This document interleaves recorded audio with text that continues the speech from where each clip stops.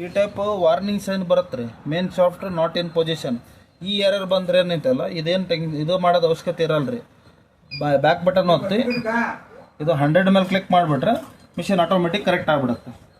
ಅಂದರೆ ಇದು ಲೆವೆಲಿಗೆ ನಿಂತಿರಲ್ಲ ಅಂತ ಅರ್ಥ, 100ಗೆ ನಿಂತಿರಲ್ಲ ಅಂತ ಅರ್ಥ. ಇಲ್ಲಿ 100 ಡಿಗ್ರಿ ಇದೆ ಅಲ್ಲ, ಅದು 100ಗೆ ನಿಂತಿಲ್ಲ ಅಂತ ಅರ್ಥ. ಇದು ಒಂದು ವಾರ್ನಿಂಗ್ ಸೈನ್ ಬರುತ್ತೆ. ಆಮೇಲೆ ಒಂದೊಂದು ಸತ ಏನಿದೆ ಅಲ್ಲ ಈ ಟೈಪ್ ಬರುತ್ತೆ. ಈಗ ನೀವು ಚಾಲೂ ಮಾಡೋಕೆ ಹೋದರೆ the middle position abnormal, please click below button. ನೀವೇನಿದೆ ಅಲ್ಲ ಜಸ್ಟ್ ಈ ಬಟನ್ ಕ್ಲಿಕ್ ಮಾಡಿದರೆ ಆಟೋಮೆಟಿಕ್ಕಾಗಿ ಸೆಟ್ ಆಗುತ್ತೆ. ಇಲ್ಲಪ್ಪ ಇದು ಮಾಡಿದರೂ ಕೂಡ ಇಲ್ಲಿ ಯಾವುದೇ ನಂಬರ್ ಬಂದಿಲ್ಲ ಅಂದರೆ ಈಗ ಯಾವುದೇ ನಂಬರ್ ಬರ್ತಾ ಇಲ್ಲ.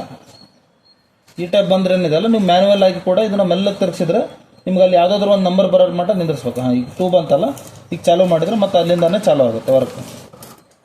ಈ ಟೈಪ್ ಇದ್ರದ್ದು ಅಡ್ಜಸ್ಟ್ಮೆಂಟಿಗೆ ಇರುತ್ತೆ.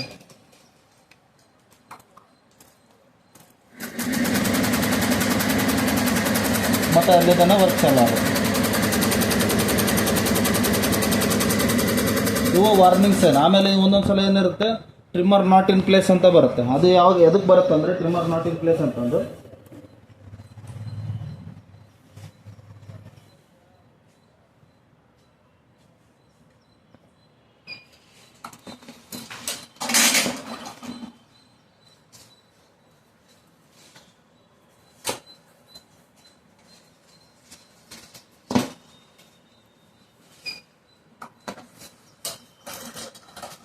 ಒಂದೊಂದು ಸಲ ಟ್ರಿಮ್ಮರ್ ನಾಟ್ ಇನ್ ಪ್ಲೇಸ್ ಅಂತ ಬರುತ್ತೆ. ಟ್ರಿಮ್ಮರ್ ನಾಟ್ ಇನ್ ಪ್ಲೇಸ್ ಅಂದರೆ ಇಲ್ಲಿ ತಳಗಡೆ ಏನಿರುತ್ತಲ್ಲ ಟ್ರಿಮ್ಮರು ತನ್ನ ಲೆವೆಲಿಗೆ ತಾನು ನಿಂತಿರಲಿಲ್ಲ ಅಂದ್ರೆ ಆ ಟೈಪ್ ಪ್ರಾಬ್ಲಮ್ ಬರುತ್ತೆ.